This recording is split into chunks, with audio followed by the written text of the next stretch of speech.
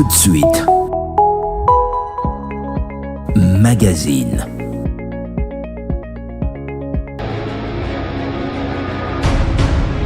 Honorables députés élus de Lumumba-Ville, membres de la Commission des Affaires extérieures à l'Assemblée nationale, sénateurs honoraires, directeur des cabinets du président de la République Joseph Kabila Kabange, ministre des Affaires étrangères, ministre des Droits humains, il s'appelle Léonard Che Okitundu. Avec lui, nous allons passer en revue toutes les questions d'actualité ou, si vous voulez bien, les enjeux de l'heure, tant sur les plans national qu'international.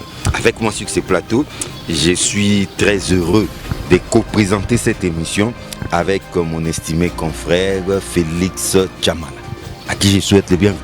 Merci John, bienvenue à l'honorable Che Okitundu, où nous allons s'affronter un peu à un jeu de questions où on doit éclairer la population, aussi ceux qui nous suivent partout dans le monde, les questions qui intéressent la République démocratique du Congo. Tout à fait, je reviens à vous. Honorable Che Okitundu, bienvenue. Merci. Merci d'inviter. Avec une note triste que nous devons entamer cette émission, vous êtes l'élu, l'unique élu d'ailleurs de Lumumba-Ville, la disparition de Roland Lumumba, fils biologique de Patrice Emery Lumumba. Triste nouvelle. C'est vraiment une nouvelle qui nous a atterrés depuis hier matin. La dernière fois que je l'ai vu, c'était dans un restaurant où il est venu avec sa fille et son beau-fils. Ils sont venus manger juste à côté de nous d'ailleurs. Et à la fin, il est passé par nous pour nous dire au revoir. Et il m'a dit qu'il allait me rappeler incessamment pour qu'on se rencontre, qu'on parle de la situation dans le pays. C'est sur cette note, effectivement, on a fait une photo de famille parce que... C'était la dernière. La dernière fois. On a fait une photo de famille avec tous les convives qui se retrouvaient dans ce restaurant. Et puis ensuite, on s'est séparés. Et j'attendais son coup de fil lorsque hier matin, le directeur de la fondation Lumumba, dont le défunt était le président, m'a informé que Roland venait de mourir et il a appris de sa sœur, Juliana. Alors vraiment j'étais atterré par cette nouvelle. Déjà quand je l'ai vu la dernière fois, il était souffrant. Mais en tout cas, il avait l'air de ne pas être bien portant. C'est le moins qu'on puisse dire. Et la veille, je crois que le directeur de la fondation m'avait confirmé, il m'a dit, voilà, Roland actuellement ne se sent pas bien. Et j'étais loin de m'imaginer qu'il était à ce point grave qu'il allait finalement en mourir. Et puis voilà, ce qu'on craignait est arrivé. Donc ici, vous savez, j'étais très proche de la famille, d'abord, si bien que je peux même me considérer moi-même comme faisant partie de la famille. Et en plus de cela, on a passé des moments extraordinaires en exil, surtout avec son frère, où on avait travaillé pour la relance du mouvement national congolais Lumumba à l'époque. Et depuis lors, on ne s'est jamais quitté, on s'est revu régulièrement dans beaucoup d'activités. Et vers la fin, finalement, il a décidé de créer la fondation Lumumba, dont effectivement il est président, donc il s'occupait des œuvres sociales. Mais l'idée c'était comment faire pour perpétuer la mémoire du héros national. C'est ce qu'il était en train de faire. Et il était en contact avec beaucoup de chefs d'État dans le monde. Et voilà quoi. Vraiment ça nous a atterrés complètement. Et je pense très particulièrement à sa sœur, Juliana Lumumba, qui aujourd'hui doit être dans une situation vraiment terrible pour avoir perdu son frère, qui a été quelque part le souvenir immémorial, parce que vous savez, si Patrice Lumumba a été repris par ceux qui étaient Ah oui, C'est lui le célèbre bébé. Mais voilà, c'était à cause de lui que Patrice Lumumba a dû revenir en arrière parce qu'il ne voulait pas partir sans son fils alors qu'on lui a dit qu'il parte, on s'occupe. Et il choisit de rejoindre son père au mois de janvier. Exactement. Et puis voilà. Donc il vient de disparaître. Paix à son âme. Paix à son âme. Félix Chamala, vous avez la parole. Honorable Shiro Kitundu, le Congo, qui est notre pays, la République démocratique du Congo, traverse un moment, deux fois on le dit chaotique, avec ce qui se passe dans la partie est de la RDC.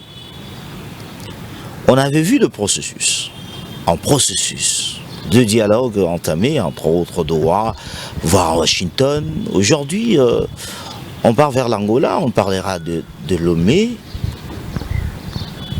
Est-ce que vous croyez que le dialogue est égal à une solution interne, surtout le dialogue interne? Moi personnellement, je crois que ces derniers temps, je me suis suffisamment exprimé sur cette question du dialogue. Le principe du dialogue en tant que tel, je ne l'exclus pas, je ne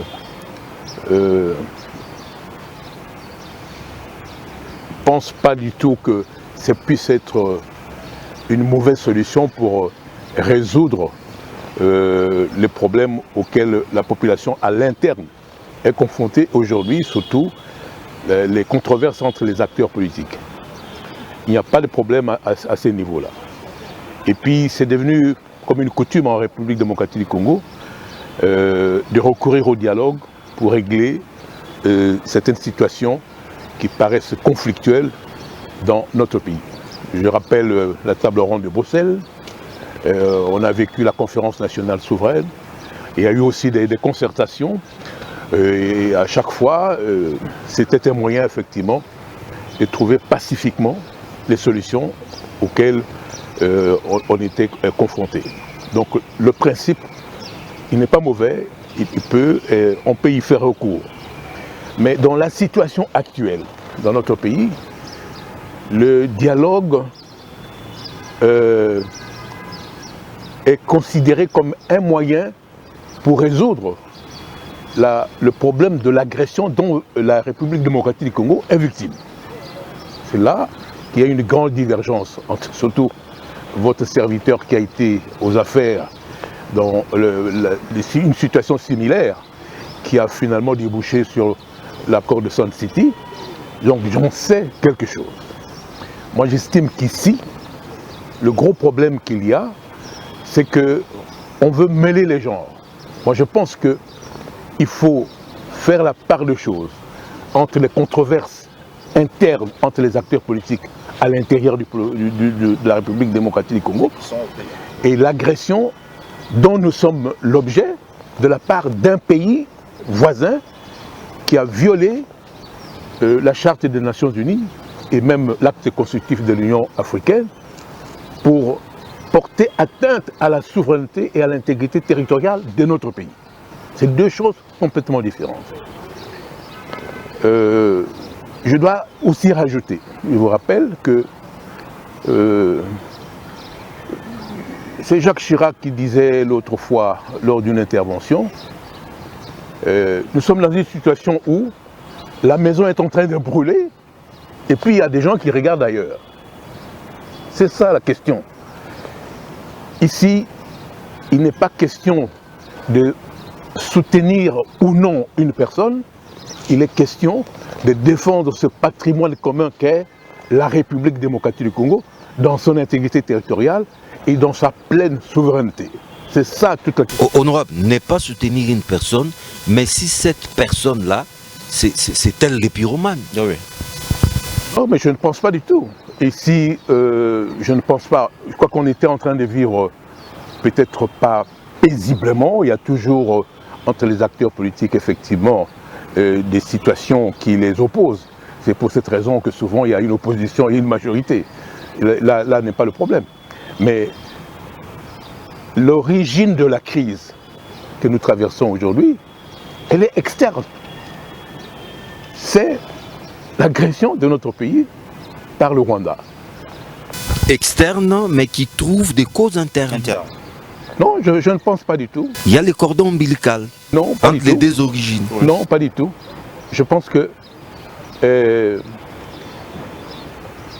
si vous dites la cause était interne, ça veut dire que c'est à cause plutôt. De mauvaises élections, notamment. Non, pas du tout. On dit qu'il y a trop de fissures à l'intérieur, la mauvaise... Non, c'est la convoitise. Alors, faut-il aller chercher l'appui d'un pays étranger avec une armée étrangère pour résoudre ce problème-là? C'est toute la question. C'est pour ça que il ne faut pas mêler les gens. Laisser les conflits internes être résolus par les acteurs internes du pays et non pas chercher une solution militaire de la part d'un pays étranger. C'est là que ça nous oppose. Vous voyez, au sens de la Charte des Nations Unies dont nous sommes membres, au sens de l'acte constitutif de l'Union africaine, l'intangibilité des frontières, la souveraineté d'un pays, l'intégrité des territoires territoriales, ce sont des valeurs intangibles. Le recours à la force a été mis hors la loi par la Charte des Nations Unies et c'est ça le principe cardinal. C'est pour cette raison qu'il faut peut-être rappeler très clairement à l'opinion pourquoi nous en sommes là aujourd'hui. C'est tout simplement... La bonne question que le... Belle question. Oui, oui. Parce que partout où vous allez, on va dire des causes profondes.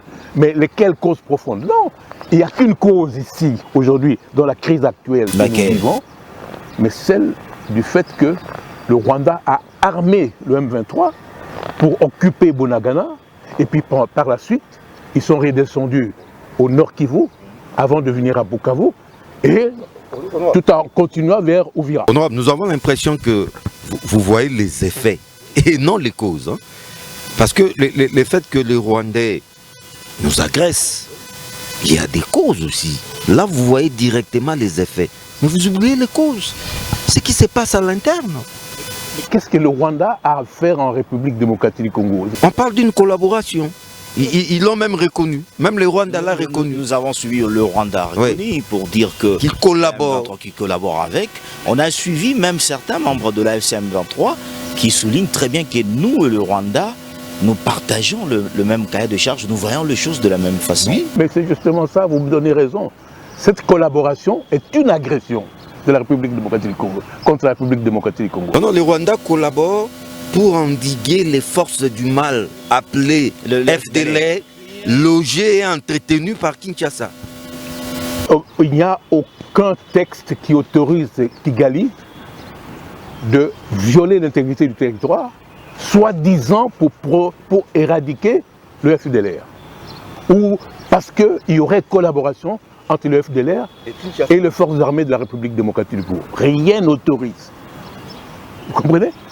Kigali avait tous les moyens possibles pour régler cette situation à la rigueur. Demander la convocation urgente du Conseil de paix de l'Union africaine pour examiner la question. Sans préjudice d'ailleurs d'autres dispositions qui sont prévues dans les textes qui réglementent les organisations sous-régionales. Mais déjà l'Union africaine, il aurait pu le faire.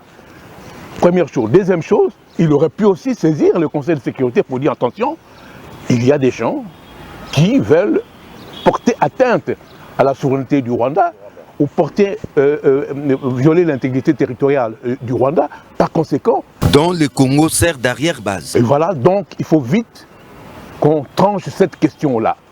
Le Conseil se serait réuni et on allait convoquer les deux parties pour voir qui a raison et qui a tort. Et en ce moment-là, le Conseil aurait pris des mesures, soit dans le cadre africain ou au sein du Conseil de sécurité des Nations Unies. Mais vous ne pouvez pas vous faire justice vous-même, alors que la dangerosité n'était même pas imminente, c'est-à-dire que le Rwanda n'était pas menacé par une attaque imminente d'une force provenant de la République démocratique du Congo qui violerait le territoire rwandais. Donc il n'est pas question.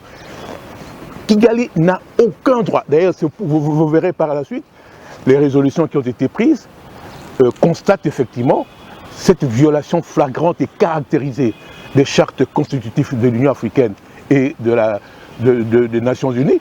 Et c'est pour cette raison que le Conseil de sécurité a demandé le retrait immédiat et sans condition préalable des troupes rwandaises du territoire de la République démocratique du Congo. Ça, il faut bien comprendre ça. Et puis, au sens de l'article 2, paragraphe 4 de la Charte des Nations Unies, on précise bien la manière dont une agression peut être opérée. L'agression peut être opérée indirectement ou directement. Indirectement. Par des proxys. Instrumentalise les Congolais, par exemple, pour déstabiliser le pouvoir en place. Première forme d'agression. La seconde forme, c'est lorsque les troupes régulières d'un pays étranger franchissent cavalierement les frontières internationales pour venir agresser le pays et chercher à déstabiliser les pouvoirs en place. Voilà. Mais dans l'un ou l'autre cas, c'est une agression, au sens de l'article 2 de la Charte des Nations Unies. Alors vous comprenez? C'est cela le problème. Moi je ne cesserai, peut-être que je serai toujours minoritaire, mais en tout cas le droit est de mon côté. Personne ne peut me prouver que ce qu'a fait le Rwanda, ou même ce que vous appelez collaboration. Et d'ailleurs, quand vous voyez très bien Kigali, Kigali ne veut pas du tout sortir de sa bouche le concept, même le vocable d'agression, parce qu'en ce moment-là, il s'attirerait des ennuis. Donc on utilise des expressions qui peuvent masquer cette agression, c'est pour ça qu'il parle des mesures défensives. D'autre part, Kigali cherche aussi une astuce, parce que le seul cas où la charte autorise qu'on utilise la force, c'est quand vous êtes en légitime défense. Voilà, ouais. Et quand vous êtes en légitime défense, effectivement, c'est l'article 51 de la Charte des Nations Unies. Mais est-ce que Kigali était menacé depuis la République démocratique du Congo pour user de la légitime défense? Et il n'avait pas d'argument. Et puis après, il dit c'est une légitime défense préventive. Vous comprenez? Déjà, en parlant du mot préventive qui n'est pas autorisé par les textes internationaux, ça prouve très bien qu'effectivement, il y a une reconnaissance implicite de la violation de la charte. Honorable Cheo Kitundu, je remarque que vous faites allusion à la Charte des Nations Unies et je crois que vous venez de dire quelque chose d'important, Félix Chamala. Lorsqu'un pays est agressé, la même charte dans l'article 52 parle de la légitime défense. 51. L'agression de la RDC par son voisin le Rwanda est avérée. Qu'attend la République démocratique du Congo pour recourir à cet article 51, la légitime défense? En principe, oui. Il pourrait y avoir effectivement, là vous me donnez raison, c'est-à-dire c'est le gouvernement de la République démocratique du Congo ou bien l'État congolais qui aurait dû utiliser de la légitime défense pour se défendre. Et pourquoi il ne le fait pas? C'est qu'il n'est pas fait. Le problème qu'il y a, on avait tenté, mais à un moment donné, déjà, l'acte posé par Kigali a déjà provoqué à peu près 7 millions de personnes déplacées, tant à l'intérieur qu'à l'extérieur, et il y a eu beaucoup de morts. Rappelez-vous, déjà, je crois qu'il y a 2 jours, on a célébré l'anniversaire de l'occupation de Goma, et on a constaté qu'il y avait énormément de morts. D'ailleurs, jusqu'aujourd'hui, le nombre n'est pas encore tout à fait déterminé. Alors, pour éviter les conséquences imprévisibles, dévastatrices de l'usage effectivement de la légitime défense, c'est-à-dire une riposte militaire, il y a eu un consensus est dégagé, à la fois sur le plan interne, mais aussi au sein de la communauté internationale, pour forcer les protagonistes au conflit à trouver une solution diplomatique. Mais ça a duré malgré qu'il y a des mesures, des interdictions qu'on prend de gauche à droite par la communauté internationale. On parle aujourd'hui d'une année. Ça a été toujours, quand on a pris Goma, il y a eu des déclarations. Quand on a pris Bukavu, il y a eu des déclarations. Et on est arrivé aujourd'hui, on voit que c'est comme si on ne veut pas nous faire voir clair. Tout à fait, c'est ce qu'il faut regretter, mais c'est ça la diplomatie. Donc au niveau de la solution diplomatique au conflit, il y a toujours eu une certaine lenteur. Et c'est ça le temps diplomatique. C'est-à-dire que pour trouver une solution, il faut chaque fois un marchandage entre les membres éminents de la communauté internationale, dont dépend effectivement la solution diplomatique. C'est le problème auquel on est confronté. Par exemple, au Conseil de sécurité, il faut, comme on l'a vu avec la résolution 2773, il faut demander l'avis de tous les membres du Conseil. Et il y a énormément de marchandages, c'est du donnant-donnant. Vous m'aidez dans telle situation, moi je vous aiderai dans telle autre situation.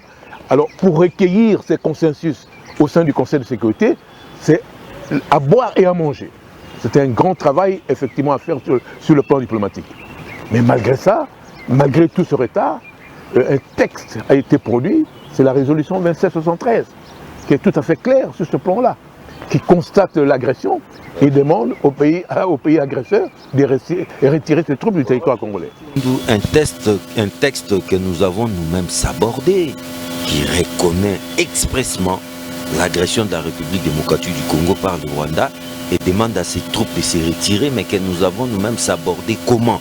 En allant signer des accords avec Kigali à Washington. Dans ces accords, on ne reconnaît pas expressément cette agression, on parle plutôt des mesures défensives.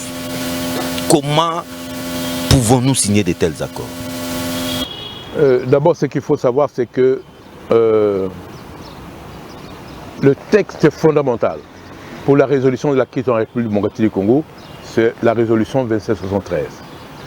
Je vous rappelle que cette résolution a été votée à l'unanimité du Conseil de sécurité, en vertu du chapitre 7 de la Charte des Nations Unies.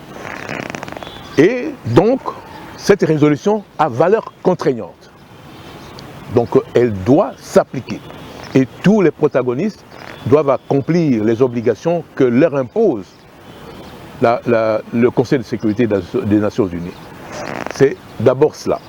Alors maintenant, le gros problème que nous avons avec le Conseil de sécurité des Nations Unies, c'est que le Conseil prend des résolutions qui sont contraignantes, mais le Conseil ne dispose pas d'un organe qui puisse exécuter les résolutions qu'il a prises. C'est là le problème. Donc on compte sur la coopération, la bonne foi de protagonistes au conflit pour respecter, parce que quand vous êtes membre des Nations Unies, vous avez aussi approuvé la Charte des Nations Unies, vous devez vous conformer au terme de cette charte-là.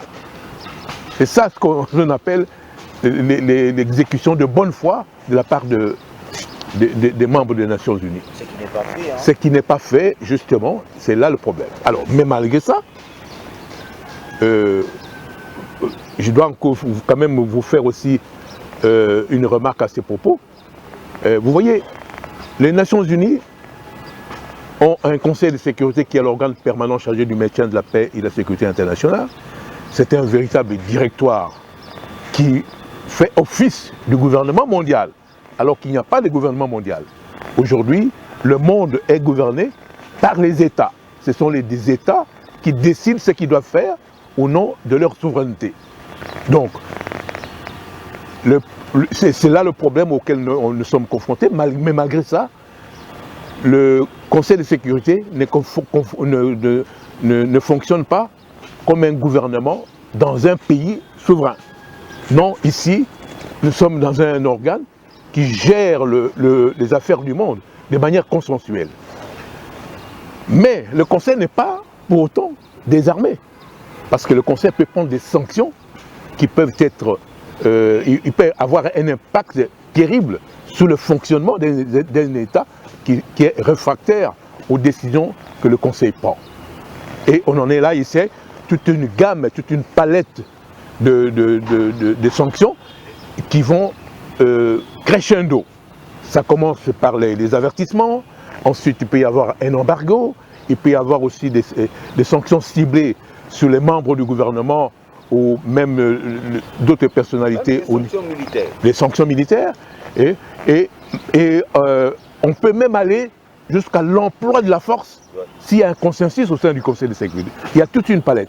Mais simplement, pour l'application des sanctions, si certaines sanctions peuvent être prises facilement, comme par exemple les sanctions ciblées, interdiction de voyage, ou même gel des avoirs de certaines personnalités, d'autres sanctions, par exemple le blocus ou l'embargo,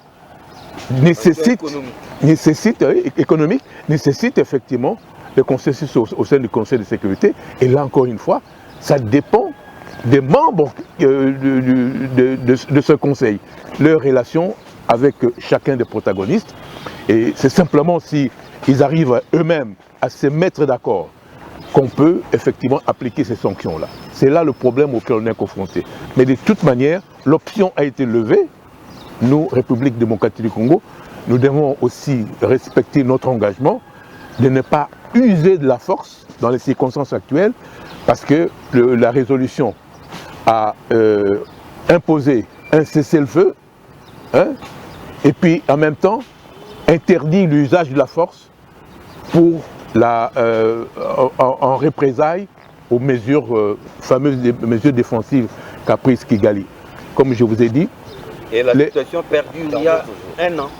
Non, mais comme vous savez, le temps diplomatique a toujours été lent. Mais on finit toujours par trouver une solution. Mais ça ne veut pas dire que nous, République démocratique du Congo, nous allons rester inertes. Nous devons chaque fois... On constate sur terrain, dans une année, il n'y a que de répliques de notre côté. Mais voilà, mais c'est pour cette raison. L'AFC, le M23 et le Rwanda nous attaquent, tuent les Congolais. Et nous, de notre côté, on s'est dit on doit respecter des mesures prises à l'international. Voilà, c'est pour ça que, pour vous répondre sur cette question-là, il y a deux organes qui sont formels dans la résolution de la crise congolaise. Il y a d'abord l'Union africaine, à laquelle nous appartenons, et au sein de l'Union africaine, il y a un conseil de paix et de sécurité. Alors, comme on l'a dit l'autre fois, en principe, on préfère user du principe de subsidiarité, c'est-à-dire qu'il faut d'abord laisser le conflit être réglé par la région avant que la recherche de la solution remonte au Conseil de sécurité. C'est seulement si l'Afrique n'arrive pas à trouver une solution au conflit que finalement on appelle au secours le Conseil de sécurité des Nations Unies. Ça, c'est une chose qu'il faut rappeler. Alors, toujours par rapport à la question que vous avez posée tout à l'heure, en ce qui concerne le processus de Doha et même de Washington, ici, ce que vous devez savoir, c'est que le processus de Doha, comme celui de Washington, sont des processus informels. C'est-à-dire qu'il y a deux chefs d'État qui, de leur propre gré, ont accepté, en tout cas pour Doha et même pour Washington, à la demande de notre président de la République, pour intervenir à la recherche de la solution au conflit qui nous oppose au Rwanda. Pour quelle raison? Parce que la solution que nous attendions de l'Afrique n'est pas venue. Quelle est cette solution? Mais justement, de mettre fin au conflit, arriver à trouver un compromis avec le pays agresseur pour que les troupes ressortent, les troupes d'agression ressortent du territoire congolais. Mais on n'a pas senti l'Afrique dans ça aujourd'hui, avec cette question de l'EAC. Le président a même reconnu qu'il n'y avait pas de avancées. En même temps, on infiltrait la République. Le processus formel dans le cadre africain, processus de Nairobi, processus de Luanda, qui aujourd'hui a été ramené à Lomé. C'est ça justement, c'est parce qu'on sentait qu'il y avait cette lenteur-là. Alors que nous sommes pressés parce que nous ne pouvons pas considérer l'occupation des provinces de notre pays comme un fait accompli. Nous ne pouvons pas nous accoutumer à cette occupation parce qu'à ce moment-là, c'est prendre fait et cause pour l'agression et ne rien faire. C'est pour cette raison que le président de la République a cherché des solutions alternatives en désespoir de cause et appelé le Qatar, d'abord le Qatar, hein, parce que le Qatar avait cet avantage d'avoir des bonnes relations avec Kigali et en même temps, le Qatar aussi avait des projets d'investissement colossaux en République démocratique du Congo. Donc, le Qatar pouvait jouer ce rôle de médiateur rwandais et le gouvernement congolais. Et c'est pour ça qu'il y a eu cette rencontre surprise à laquelle personne ne s'attendait, qu'il y a eu à Doha, et c'est comme ça que ça a commencé. Et après la rencontre entre les deux chefs d'État, qui n'arrivaient même plus à se parler ni à se rencontrer, mais là, l'émir du Qatar a pu réunir les deux chefs d'État, ce qui a été un très bon signe et même un signe prometteur. C'est la situation. Et puis par la suite, vous avez remarqué avec la guerre en Ukraine, l'Ukraine dispose de terres rares, des ressources critiques, et le président des États-Unis était intéressé par les matières, les ressources minières critiques pour la révolution numérique que vous voyez aujourd'hui dans son pays. Alors, on a proposé à l'Ukraine, effectivement, l'exploitation de ces minerais, et en contrepartie, les États-Unis assuraient la sécurité de l'Ukraine. C'est parti de là. Alors, notre président de la République a pris la balle au bond pour dire que, bon, écoutez, nous sommes a décidé aussi de brader nos minerais au nom de la paix. Non, pas du tout. C'est-à-dire que le président de la République a voulu attraper la balle au bond. Il dit, voilà, écoutez, nous aussi, on est dans une... mutantis mutandi, au fait. Puisque nous aussi, nous disposons des matières critiques et que nous sommes aujourd'hui agressés et nous cherchons une solution pacifique, donc,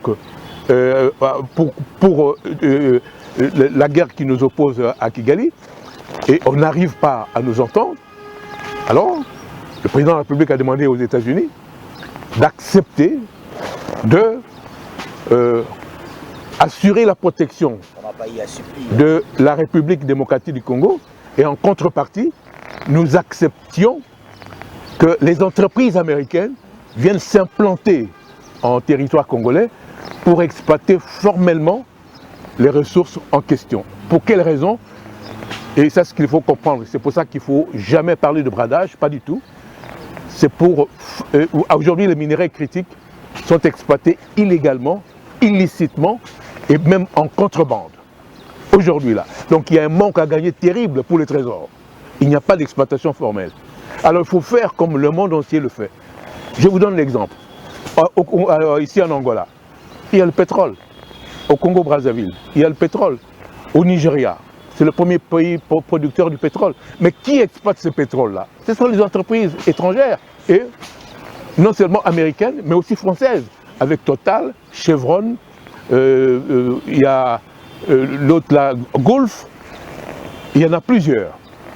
Alors, ces entreprises, et ça fonctionne très bien, ces entreprises d'abord créent des emplois, créent des richesses, et puis ça rapporte gros au trésor de chacun de ces pays, et cela permet au gouvernement de chaque pays de utiliser la manne qu'ils reçoivent de cette opération pour résoudre de gros problèmes économiques et sociaux auxquels le pays est confronté. Le monde entier, c'est comme ça. Et comme j'ai dit l'autre fois, le recours aux investissements directs étrangers, c'est le moyen le plus efficace pour développer le pays. Et même les pays développés aujourd'hui, les États-Unis qui sont la plus grande puissance du monde, recourent aux investissements.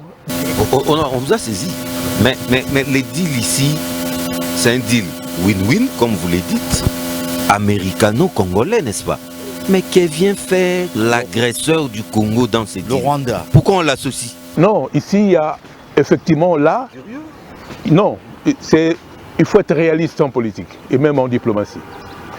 Le problème que nous avons aujourd'hui, et d'ailleurs je vous reviendrai après pour le Nigeria, c'est que les deux pays ont une longueur d'avance sur nous. Pour quelle raison?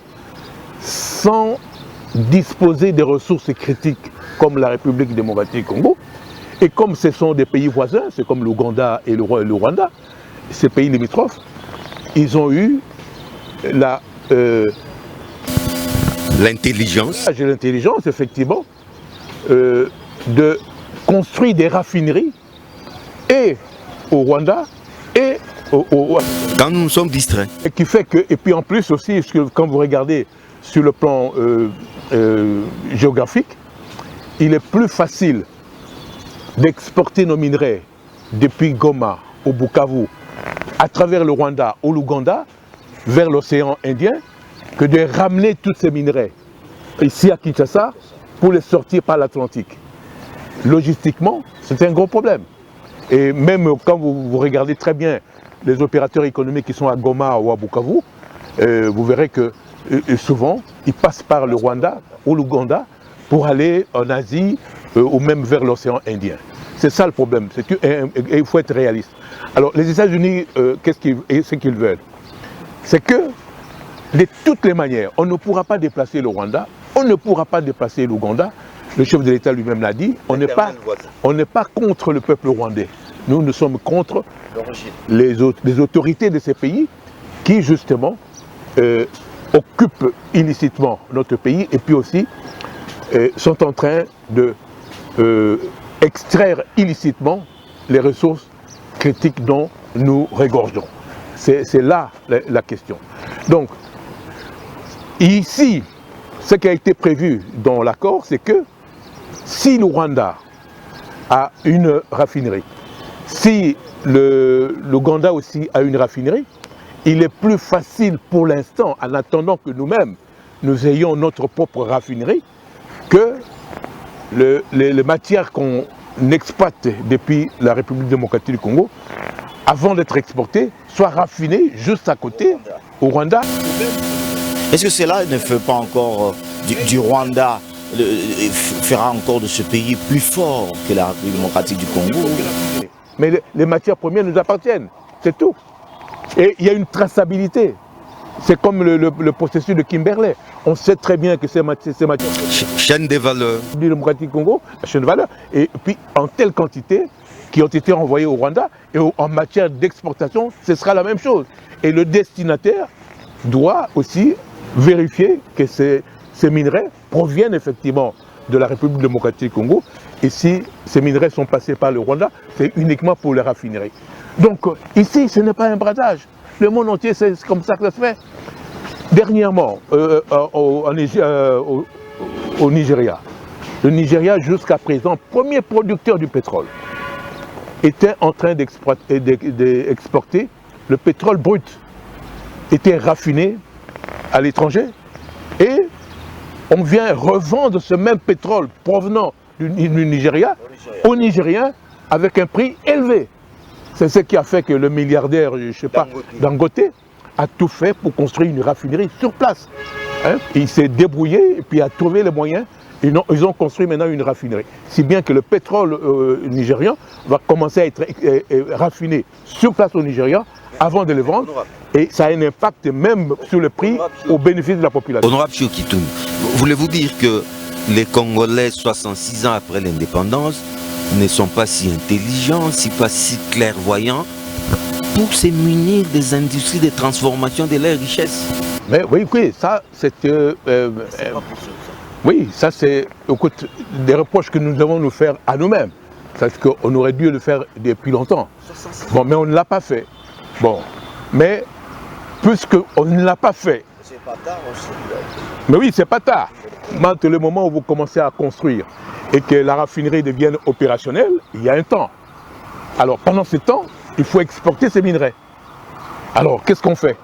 C'est pour ça qu'on dit, en attendant... On associe notre agresseur. En attendant, on associe notre agresseur. Mais je vous donne l'exemple. Regardez même pour le port en eau profonde des bananes. Oui. À un moment donné, l'Union africaine, ou dans le cas du Népal, avait dit qu'il faut que chaque sous-région ait un projet intégrateur. Alors, c'est-à-dire un projet qui concerne l'Afrique centrale. On avait décidé que ce soit le port en eau profonde de Pointe-Noire qui allait desservir les pays de la région. Vous vous rendez compte? Bon. Et puis pour nous avons opté, non, la communauté africaine a opté pour le barrage d'Inga pour, cette fois-ci, éclairer toute la sous-région. C'est comme ça qu'on a été retenu. Bon, mais seulement, vous voyez, il y a eu une levée de boucliers au Congo central. Au Congo central, ils ont dit non, nous ne pouvons pas accepter de dépendre du port en eau profonde de Pointe-Noire, parce qu'alors à ce moment-là, ce serait la débâcle du port de Matadi dont vive la population du Congo central. C'était pour ça, parce qu'il était question qu'on jette le pont sur le fleuve Congo, et c'est ce qu'on a appelé le pont route-rail. jusqu'à Pointe-Noire. Alors, malgré toute la pression, on n'a pas pu réaliser ce projet. Et c'est pour cette raison que le pont n'est pas encore jeté sur le fleuve Congo, à cause de l'opposition de nos compatriotes du Congo central. Alors, mais il n'y a pas que le compatriote du Congo central, d'autres provinces aussi n'ont pas accepté qu'on porte ainsi atteinte à notre souveraineté. Donc c'était quelque part une souveraineté maritime qu'on réclamait.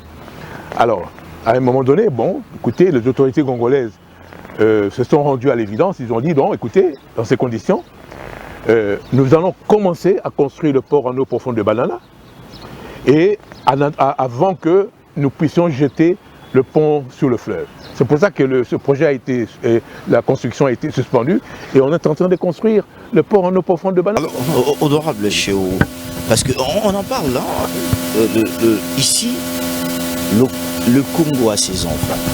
Entre autres, il y a ceux qui sont à la majorité, ceux qui sont dans l'opposition, ceux qui sont dans la société civile. Mais pourquoi on ne veut pas écouter ceux qui sont dans l'opposition quand ils évoquent la question? Dans la partie est de la RDC, vous dites non, le problème n'est pas interne, le problème est externe.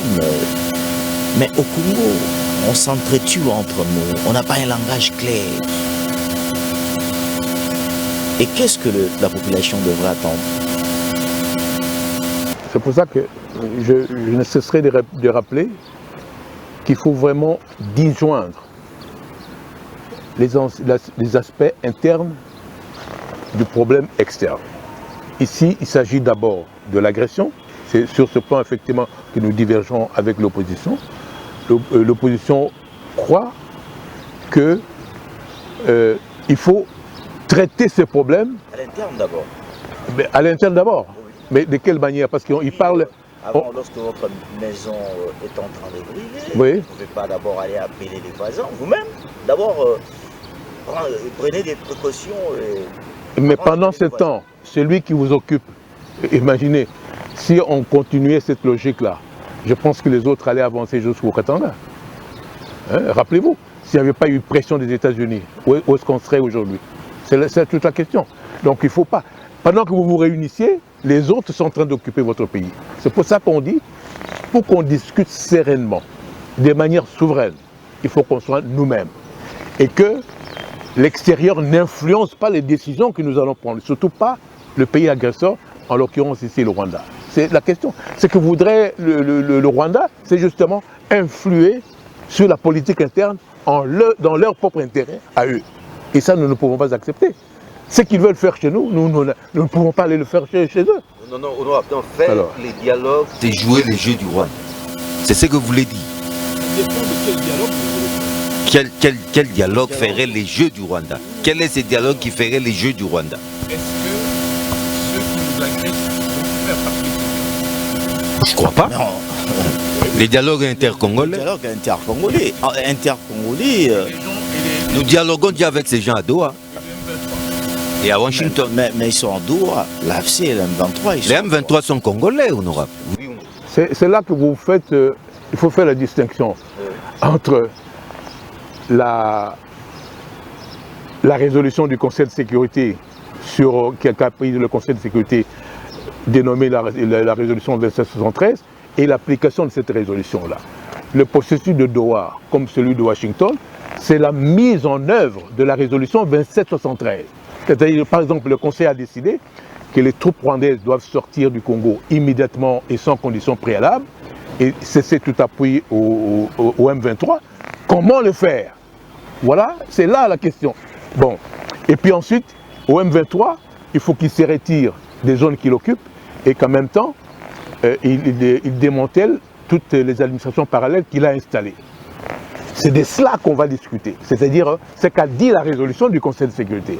C'est pour ça que vous voyez, le M23 est considéré par la communauté internationale comme un acteur non étatique, c'est-à-dire un groupe armé.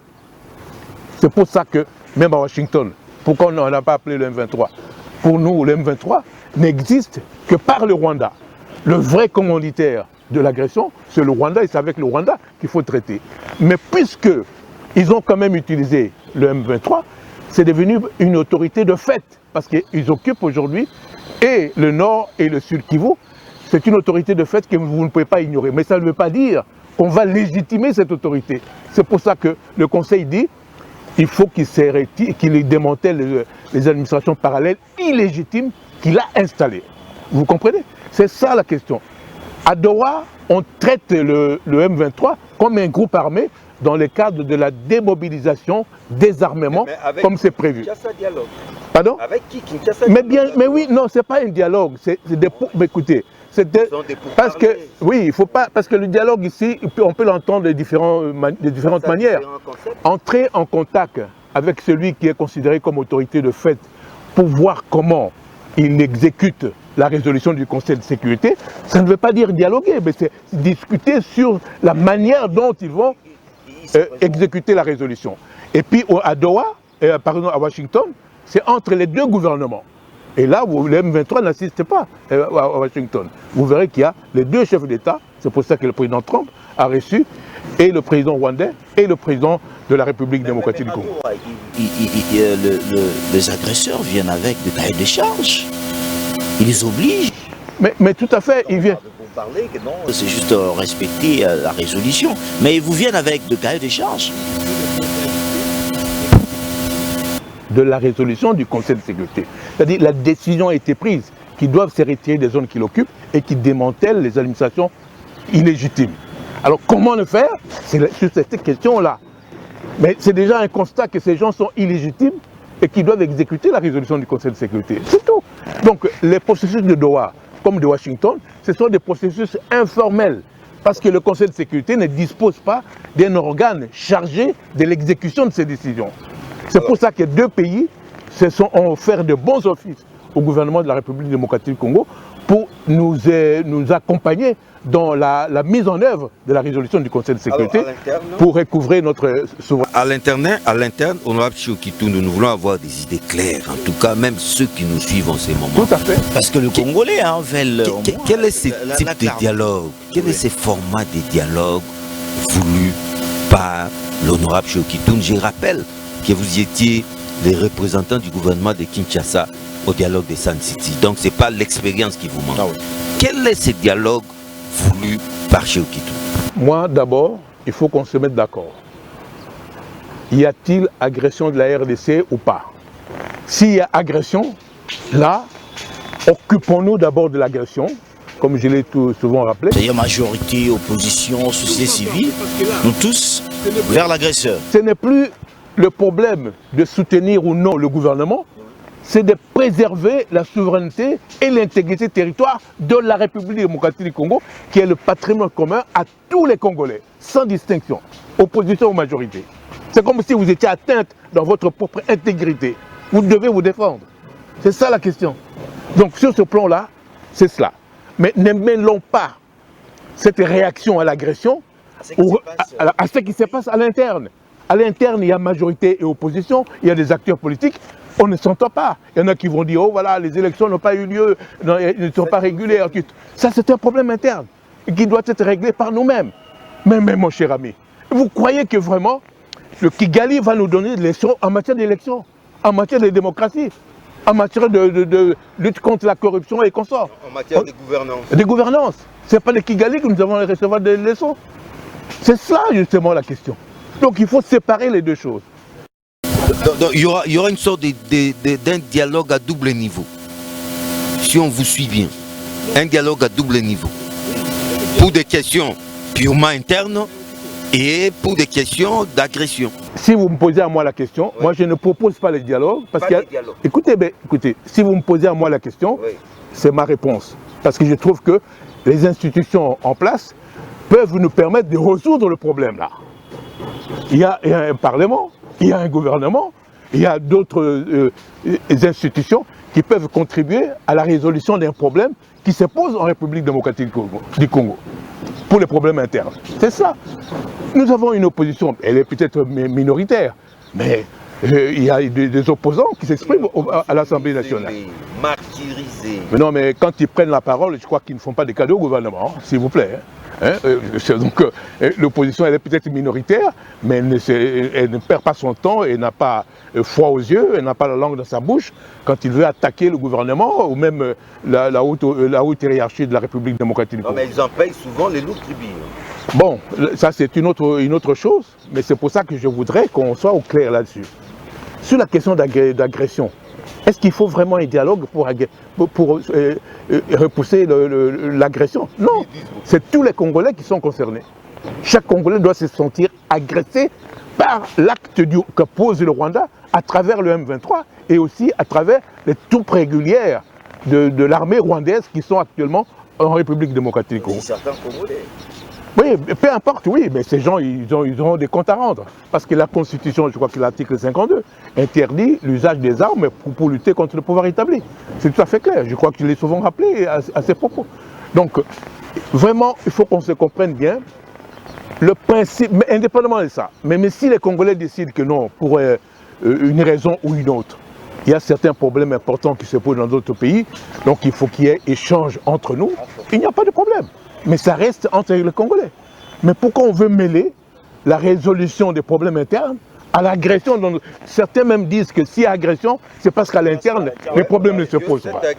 Mais alors, oui, d'accord, mais dans ces conditions-là. C'est ça les liens. Donc tous les opposants du monde entier, dans tous les pays, à chaque fois que vous avez un problème, vous allez chercher un autre pays pour résoudre vos problèmes. C'est ce que vous voulez dire. C'est ça la question. Pourquoi? Et puis, ceux qui proposent le dialogue, très peu d'ailleurs, ont condamné l'agression dont notre pays est victime. Et c'est comme si on banalisait l'agression. On considérait que l'agression est une contestation à l'intérieur du pays, comme toute autre contestation. C'est-à-dire que je critique la mauvaise gouvernance, non, pas du tout. C'est à deux niveaux différents. Ici, l'agression, c'est quand même un crime odieux qu'on ne peut pas accepter, condamné par la communauté internationale, et qui cause des dégâts importants, non seulement sur la population congolaise, mais aussi sur le territoire de la République démocratique. Pour l'instant, l'opposition devrait soutenir le chef de l'État. Mais voilà, par exemple, oui.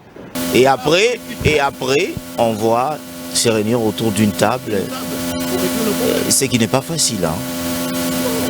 Avec l'homme politique congolais. Non, mais là, ils peuvent même imposer, chercher par tous les moyens. Il y a des moyens démocratiques qui peuvent Parce qu'ils disent que Tshisekedi ne les écoute pas. Je n'ai pas encore vu, moi je suis là, je ne sais pas si un jour il y a eu un mémorandum. Contre Tshisekedi Martin Fayoulou, où il demandait qu'on puisse faire de pourparlers. Je crois que dernièrement, le président a même reçu Martin Fayoulou. Je crois que si une personne vraiment, je n'ai pas encore vu une opposition qui aurait demandé à voir le chef de l'État et que le président de la République est au... Alors Félix, franchement là nous devons atterrir, oui. Mais parce que notre invité a été, c'est un ambassadeur itinérant, on l'a dit, membre de la commission extérieure à l'Assemblée nationale, ministre des Affaires étrangères. De 5-10 minutes qui nous restent, si on peut lui poser des questions, des enjeux internationaux. Honorable Cheikhou Kitoun, sommes-nous en train d'assister impuissamment à un nouvel ordre mondial sur fond d'un recours à la force des États puissants? Effectivement. Je pense que l'ordre mondial tel qu'il a été prévu après la Deuxième Guerre mondiale, qui a permis un développement considérable du monde entier et dans tous les domaines, et qui fait que énormément de pays aujourd'hui sont des pays riches, des pays développés. C'est grâce à cet ordre qui a été établi, c'est-à-dire qu'on a voulu éviter l'usage de la force dans les relations internationales. Parce que c'est plutôt les rapports de force qui prévalaient, par exemple au 19e siècle. Alors finalement on a dit non, écoutez, pour vivre de manière régulière dans les relations internationales, il faut qu'il y ait coopération. Et ceux qui ont fait les relations internationales le savent très bien. Il y a deux manières deux théories importantes, c'est le réalisme et le libéralisme. En matière de réalisme, c'est le rapport de force, c'est-à-dire que c'est le plus fort qui impose sa loi. Donc on peut considérer comme si on vivrait dans une loi de la jungle. En termes techniques, on parle de l'anarchie dans les relations internationales. Alors pour tempérer cette anarchie, on a préconisé le système libéral qui permet la coopération et comme disent les grands économistes à ce propos, le commerce adoucit les mœurs. C'est-à-dire ça permet aux pays même adversaires de pouvoir coopérer. Et c'est pour ça. C'est pour ça que nous, jusqu'à présent, on a même mis en place les Nations Unies. Ça a commencé avec la Société des Nations et aujourd'hui, nous sommes dans les Nations Unies. Et vous voyez que le Conseil de sécurité est là. On a parlé tout à l'heure de l'Union africaine et aujourd'hui, il y a des organisations sous-régionales. Ces organisations sous-régionales africaines sont en train de prôner l'Union africaine pour qu'il y ait à un moment donné peut-être un gouvernement africain. Bon, donc c'est cela au fait la question.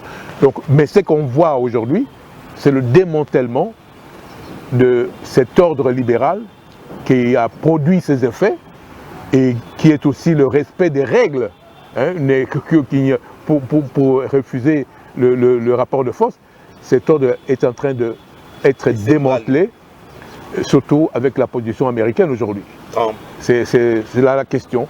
Donc on se pose des questions et vous voyez que même l'Organisation de l'Atlantique du Nord, l'OTAN, est en train d'éclater sous nos yeux parce que des pays qui se considéraient comme des alliés depuis la défaite du nazisme en Allemagne lors de la Deuxième Guerre mondiale, aujourd'hui ces pays ont quelque part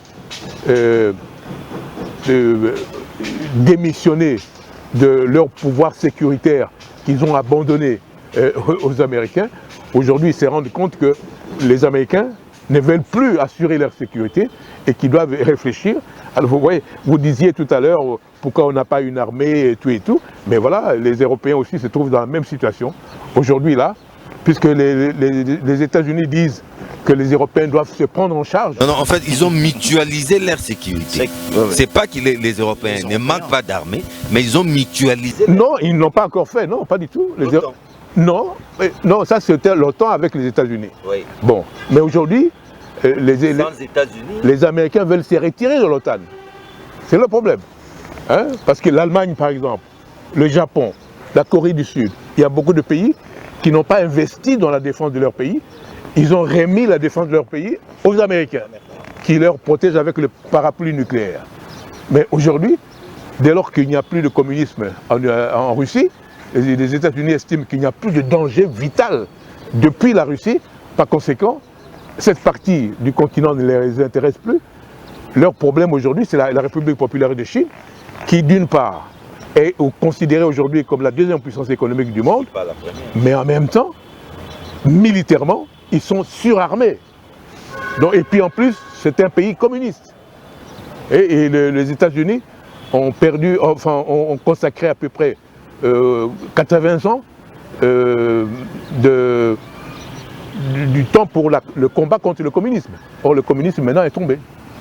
Donc ce n'est plus un danger pour eux. Le seul pays communiste qui est considéré comme posant un danger existentiel pour l'Occident, c'est la République populaire de Chine. C'est pour ça que les États-Unis veulent se reconquiller vers le Pacifique pour essayer d'endiguer la progression chinoise, surtout dans le Pacifique. Est-ce que ça une dernière question aujourd'hui à tous. Les États-Unis, ça ne risque pas de créer au moins de fissures entre l'Europe, l'Afrique et les États-Unis. Parce que on voit que Trump est en train de faire le jeu doux au président africain, jusqu'à tel point partir loin pour créer sa propre structure qui fera mal d'être à la tribune des Nations Unies. Tout à fait, vous avez vu à Davos, le président américain a proposé le Conseil pour la paix. Le Conseil de la paix, pour la paix, au fait, c'est pour concurrencer le Conseil de sécurité des Nations Unies. Parce que vous voyez, le président américain, lui, veut être le plus puissant du monde entier. Et l'Afrique sera partagée. Et au Conseil de sécurité des Nations Unies, il y a 5 permanents dans les États-Unis, avec pouvoir. Et là, ça met tous les pays membres permanents du Conseil de sécurité sur pied d'égalité, ce que ne veut pas le président américain. Donc il voudrait un conseil de paix où lui-même décide. Et d'ailleurs, c'est ce qui a été dit quand il a signé l'acte de naissance du Conseil de la paix, c'est-à-dire qu'il y aura une 60aine de pays, s'ils répondent tous favorablement, mais lui-même, c'est le seul pays, donc les États-Unis, qui ont le droit de veto dans ce Conseil de paix. On a les tickets d'entrée d'1 milliard de dollars. Alors vous voyez, donc là, vraiment, nous sommes en train de revivre le réalisme sur le plan diplomatique, c'est-à-dire la loi de la force, le rapport de force et la loi du plus fort. Ce qui est extrêmement... Alors, honorable Shoki Tundu, en 60 minutes, 60 chez Félix Chamala, nous avons passé en revue les enjeux de l'heure, d'ici et d'ailleurs. Mais maintenant, on vous donne la parole en 120 secondes. Quelle sera votre conclusion? Ce que je voudrais dire aux compatriotes, c'est que, et même si on me demandait un avis sur la situation actuelle, moi je voudrais que nous sommes au premier mois de cette nouvelle année. Il faut qu'on se donne des objectifs clairs. C'est-à-dire, par exemple, prendre la décision que cette année doit être décisive. Nous devons à tout prix trouver une solution diplomatique à la crise qui sévit dans notre pays du fait de l'agression commise par le Rwanda contre notre pays. Il faut qu'on se donne les moyens pour ça. Être inventif, être créatif et même proactif dans la recherche d'une solution définitive à ces conflits. Deuxième chose, je voudrais, encore une fois, rassurer les personnes déplacées à l'intérieur ou à l'extérieur du pays. 7 millions de nos compatriotes sont dans une situation catastrophique. Je ne sais pas si vous avez appris dernièrement, après la conférence humaniste habituelle, ce qui signifie que la recherche de la solution diplomatique est la seule solution à ce que nos compatriotes puissent regagner leur lieu de résidence habituel. Félix Chamala, un dernier mot? Non, je pense que... Pas une question, mais un dernier mot. L'honorable a tout dit, c'est aux téléspectateurs de prendre ce qui est fondé sur tout ce qui va aider la République démocratique du Congo. J'ai dit merci à l'honorable Shoki Tundu d'accepter notre invitation. Merci infiniment. Honorable Shoki Tundu, merci à vous. Merci infiniment. Merci surtout à vous. Vous étiez des milliers à nous suivre. Les rendez-vous est pris tout prochainement. Au revoir.